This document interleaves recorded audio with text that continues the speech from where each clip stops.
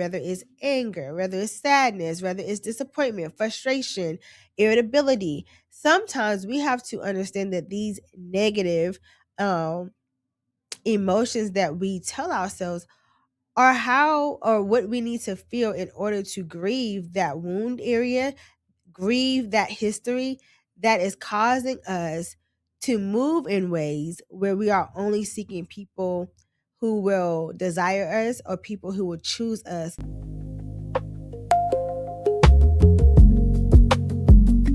It is a hard pill to swallow when you realize you're not really being loved, you're just being desired. It's a painful realization to realize that people are only around you because they desire you, whether it's for your beauty, your body, your influence, how useful you are, your talent, your status, your potential. It's one thing when you have mastered being admired, but emotionally, you feel invisible. I am Tiara Burns, a licensed clinical social worker and therapist. And today we're going to talk about when you feel desired, when you even feel chosen, but love is constantly questioned for you. When you are desired, when you feel desirable, usually that is linked to your performance. Usually that is linked to what you do for someone. Love, on the other hand, is how am I seen, how am I valued, how am I loved, for lack of better words, when I'm not performing, when I'm not doing, when I'm just being. And sometimes you have to question yourself and ask, do I really feel like I deserve that? A lot of us have tolerated and accepted being desired, being chosen, because we feel like we're not good enough to be loved. We feel like we will never receive that love or can never have that love for ourselves. So what do? We begin to perform. And if we're not performing, then there's this fear that we might be left behind, that we might be rejected, that we might be left unvalidated, not reassured, that there'll be this hole on the inside of us that we cannot get if we're not performing. Love is something that remains even when your strengths, even when your talents aren't on display. That I still love you simply for being you.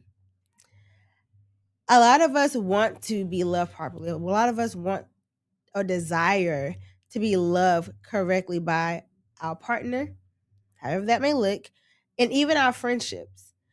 And a lot of times we have this conversation about they're not being a good partner, they're not being a good friend. But the reality is, we have allowed some of that because we don't show our genuine, authentic self for people to love. We give them this representative of us instead of allowing them to love us properly by how we are showing up. Some of us have mastered being chosen. I remember talking to someone who shared that they were very competitive. So whenever there was another female involved, they would compete for the man's attention, for the man's validation, for the man to pick them, choose them, and oftentimes they did get picked. But in the relationship, they realized while I was picked, you truly didn't love me. Because if you did, you wouldn't treat me this way. If you did, you wouldn't be cheating on me. If you did, you wouldn't be abusing me. And so sometimes we can confuse being chosen with being loved.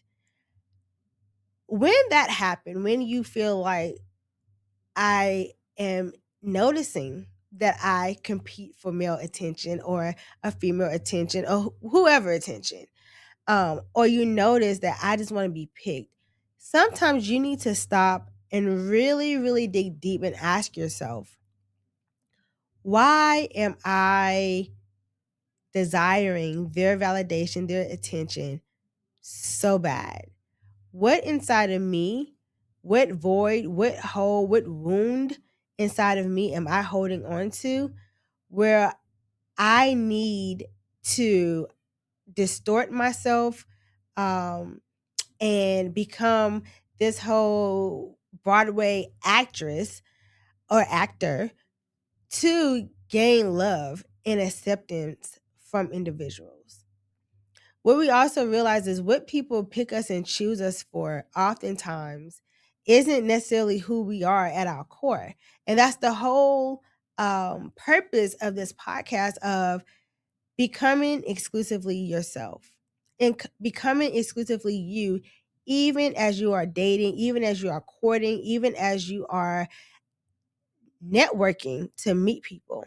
I think another thing when it comes to networking, a lot of people try to network to get into doors instead of building genuine connections, instead of networking to honestly see who is in alignment with me as an individual and then who's in alignment with my work. Not just, oh, this person will make me look good, but are they in alignment with what your values, with your morals, what they are?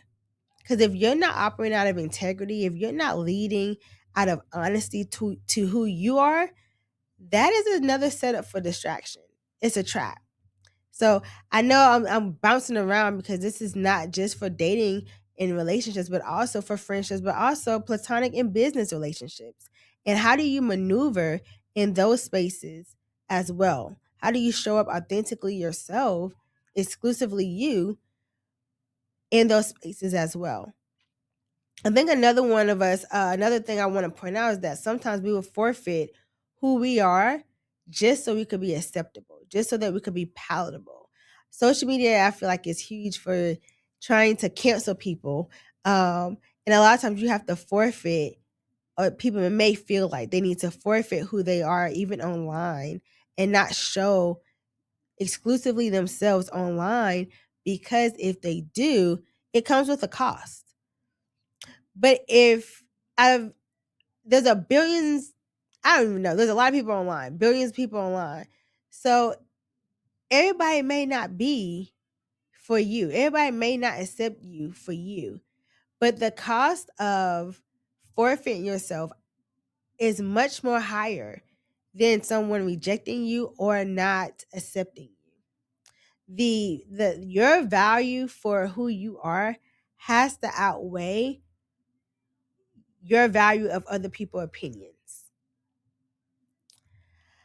I also want to share that identity becomes when you're moving out of being desired or chosen, your identity becomes attention seeking instead of authentic.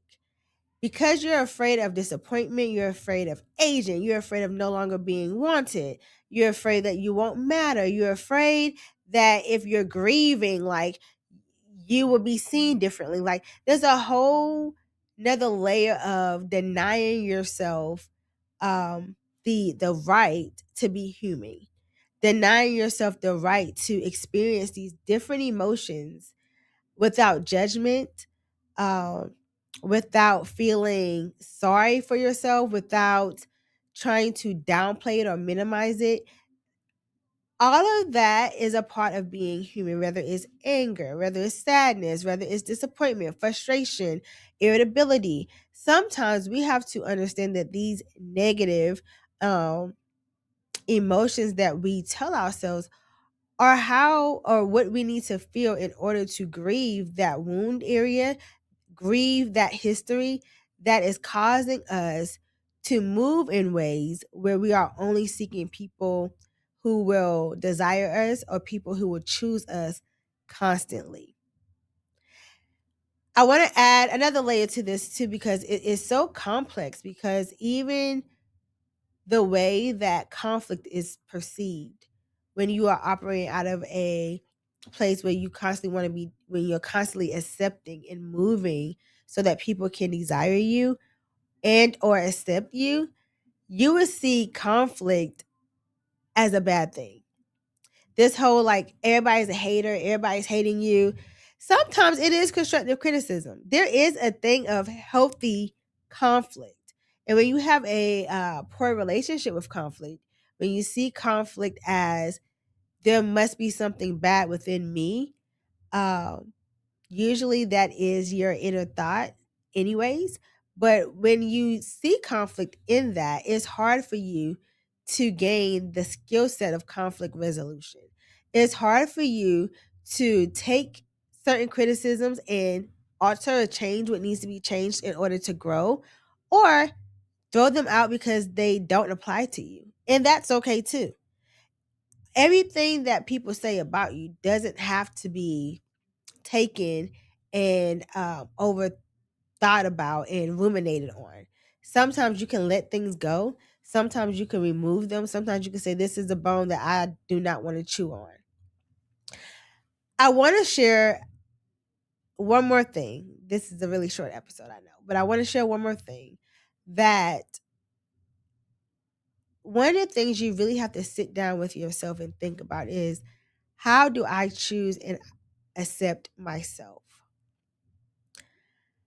Not am I performing for other people to accept and choose me, but do I choose and do I accept me for me? And if so, how? And if not, what ways or what things do I need to let go of or work on so that I can begin to choose me, accept me, and be exclusively you? I am Tara Burns, and if you liked this episode or want to hear more, please comment, share, subscribe, like. On all social media platforms, I am at the Tierra Burns. A new episode drop every Wednesday at 6 p.m. on YouTube and 6 a.m. on Spotify, Apple Podcasts, and iHeartRadio. I hope to hear from you soon, and have a great week.